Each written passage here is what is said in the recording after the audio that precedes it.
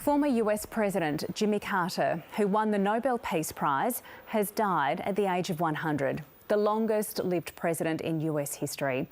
The Democratic politician and humanitarian served one term from 1977 to 1981 and became well known for his volunteering with Habitat for Humanity and advocacy through the Carter Center after leaving office. The Carter Center says he died in Plains, Georgia, surrounded by his family. Our North America Bureau Chief Jade Macmillan joins us now from Washington. Jade, what more can you tell us?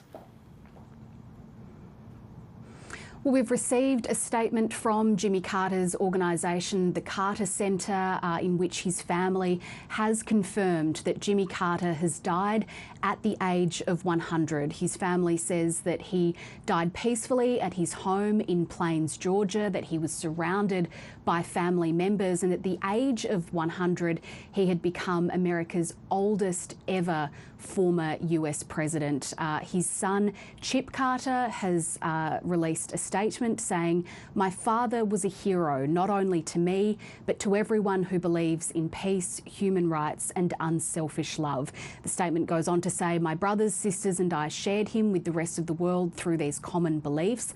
The world is our family because of the way he brought people together, and we thank you for honouring his memory by continuing to live these shared beliefs." Jimmy Carter served as US president between 1977 and 1981, only one term in the White House. He was a former peanut farmer from the US South who became a naval officer and later the governor of Georgia. And he really wasn't well known nationally when he ran for president, securing the Democratic nomination and entering the White House. While he was there, the United States established full diplomatic relations with China. Jimmy Carter helped to broker a peace agreement between Egypt and Israel, but his time in office was also marred by very difficult economic conditions, by high inflation and high energy prices, and also by the Iran hostage crisis. In many ways, Jimmy Carter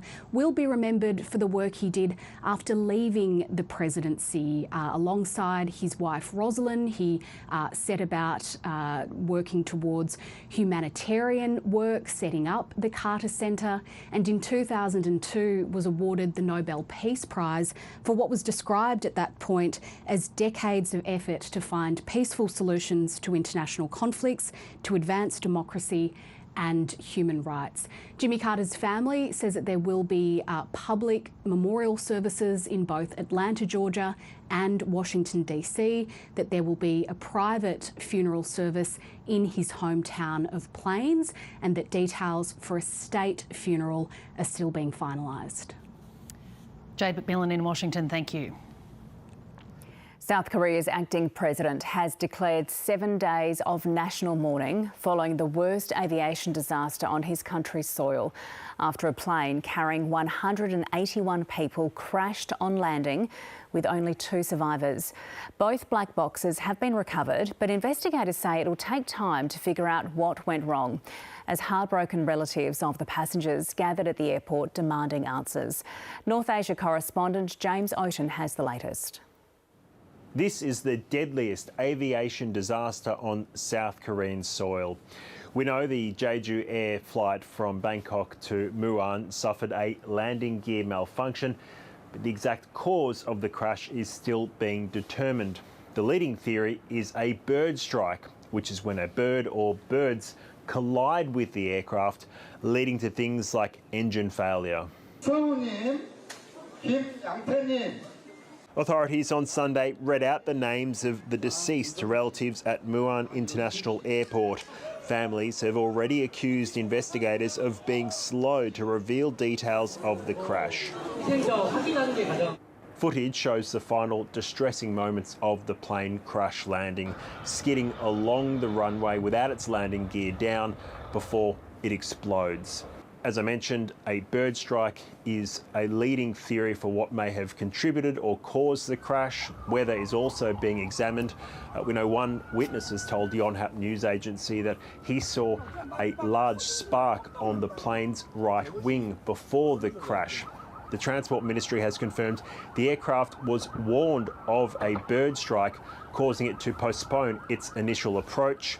About a minute or two later, the airport control tower received a Mayday distress call from the aircraft, and it gave clearance to the aircraft to land on the runway, but going in the other direction. Aviation experts say there are many worrying questions that need answering about the whole situation. If they were going to make an emergency landing with the undercarriage up, why didn't the fire tenders lay foam on the runway? Why weren't they in attendance when the plane touched down? And why did the aircraft touch down so far down the runway that it had no chance of stopping before it exited the runway? And why was there a brick wall at the end of the runway? The plane's flight data recorder has been retrieved from the black box, a crucial piece of evidence there as authorities move on from a clean-up and retrieval operation to a search for answers. James Oaten reporting there. Police are pleading with motorists across the country to drive safely as the road toll continues to climb this holiday season. South Australia has had a tragic weekend with 4 people dying in 3 separate crashes. It comes after a shocking year on the roads, with the Northern Territory and Queensland recording their highest road fatalities in a decade. A 38-year-old man has died trying to rescue 4 children while swimming at a beach east of Hobart. Police say the children were stuck in strong currents at Carlton Beach. They were rescued, but the man couldn't be saved. Meanwhile, 2 tourists drowned after getting caught in a rip on Western Australia's south coast. The 44-year-old man and 40-year-old woman were swimming at Conspicuous Cliff Beach near Walpole, which is notorious for its treacherous waters. That's quite a shock because we have had a few drownings here, and I've helped quite a few people that were drowning here. I either paddled them or swum them in over the years. I've been here for probably nearly 40 years now. There are growing fears a popular contraceptive could be linked to a common brain tumour after a study of 100,000 French women found a 5-fold increase in the risk of meningioma among long-term users. More than 3.5 million shots of the contraceptive Depo-Provera have been prescribed to Australian women since it came on the market 30 years ago. Gynecologists in Australia say the overall risk of the brain tumour is still low and patients should discuss their concerns with their doctor. New Yorkers have gathered at Times Square to test the airworthiness of confetti as final New Year's Eve preparations get underway. Event organisers say almost 1.5 tonnes of confetti will be released at midnight to mark the start of 2025. They say thousands of people have sent in wishes on individual pieces of confetti for the annual tradition. Well, New South Wales Police are investigating after a man was shot dead in Sydney's west overnight. Miles Holbrook-Walk joins us now from Sydney. Miles, what can you tell us? What happened? Well, Emma, it was in the dying hours of the sunlight last night where an awful incident occurred right here in Canley Heights in southwestern Sydney. A man receiving gunshot wounds, I should say, was treated by paramedics after the alarm was initially raised by neighbours who had heard the gunshots, and it was there they found this man with his injuries, unable to be revived and saved by paramedics.